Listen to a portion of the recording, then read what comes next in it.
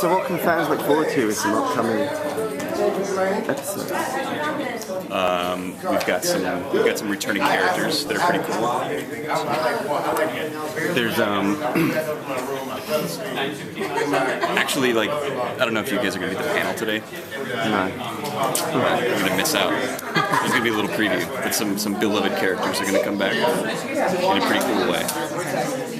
So, I mean, we got the Wonder Twins in, which was great. How kind of random a pull, like, are you really, was that just because you were inspired by that, or is that something specific? No, that was super random. I think it was actually Sam Register, who's our executive producer, who was like, why don't you do a Wonder Twins episode? And we were like, okay, that's weird, sure. It's one of the rules on the show is just, like, keep it weird, So when he said, like, do a Wonder Twins episode, we were like, yeah, of course, like, why wouldn't we? Is there anything you've done that's actually gone too weird? Yes. They haven't aired yet, but there are a couple episodes where we have some regrets. Really? But is there anything that didn't make it through? I mean, there's like standard stuff that didn't make it through. Or I don't know if you guys have been watching the show, you may have noticed that we tend to kill the characters a lot. Yeah. Which most of the time they're okay with, but there have been a couple deaths that we had to pull back a little bit. The one where everybody dies in a volcano was really surprising. Yeah. Yeah, they've been crushed. They've died of old age. There'll be a drowning later. It's hilarious, for jokes. Where do you go for like inspiration for these stories? I don't know. For me, it's generally. Well, the real answer is the old show. There's just so much to pull from, and it's such a fun universe to pick at. We go there a lot. For me, though, like a lot of the times, like we have our story meetings around lunchtime, so I get very hungry, and that's why you might see like kind of a preponderance of food jokes on the show. Generally, like we started with like sandwiches, and then we got into burritos, and then I think like we're in like a good like taco place toward the end of the season. No dessert? No dessert? No, I'm not really a fan of desserts for the most part. It's kind of an extravagance. I feel like you just want to focus on the meal. That's what Titans is about. It's about focusing on the meal, like focusing on what matters, Was the pizza delivery issue, was that like inspired from an actual thing? It seems like it would be. I don't know. I mean, dude, pizza places still do that? 30 minutes or it's free? Maybe it's smaller things they do in New York. Yeah? I don't know. I honestly, that was a pitch from Amy Wolfram, who was one of the writers on the original series. She's super awesome and really funny. But I've never grown up with a pizza place that was like 30 minutes or it's free. They just give you your pizza like whenever. I noticed that Robin breakdances a lot. He does, yeah. Is there any particular reason why you thought that would? I enjoy it. I just didn't know where it came from. It came from the Bronx.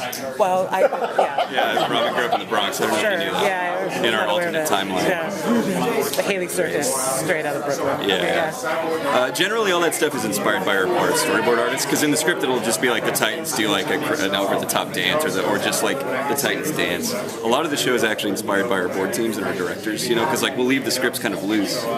Initially, the idea was to do the show like a premise-driven show, but with our schedule and the way we're setting up our pipeline, it wasn't going to work. So what we do is we'll do like kind of a loose script sometimes, where the action description will just be like the Titans dance, and then it's up to the director to be like, well, what kind of dance are they doing? And that's how you go Robin breakdancing. On that subject, if I can jump in. Dan Hibb is an art director on the show, and I've noticed, like, particularly the backgrounds, but also the character design, there's a lot of Dan Hibb. Yeah.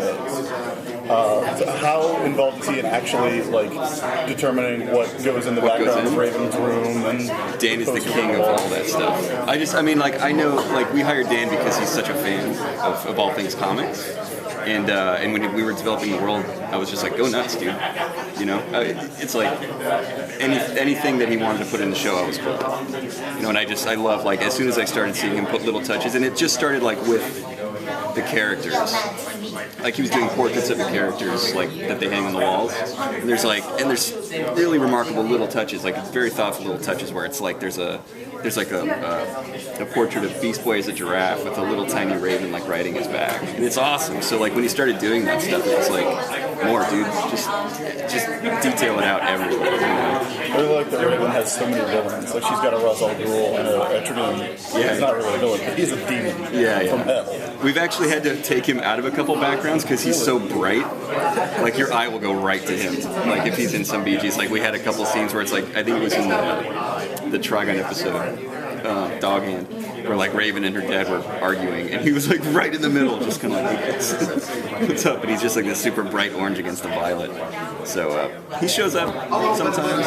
Sometimes he's gone, and you can just say that it's magic. I've seen fan reaction. Fans of the old show were adamant that they weren't going to watch the show. And I've watched the reaction kind of change. They're like, okay, I've seen some episodes now I'm totally in love. I'm curious on your end, have you guys seen that? What's the fan reaction been like?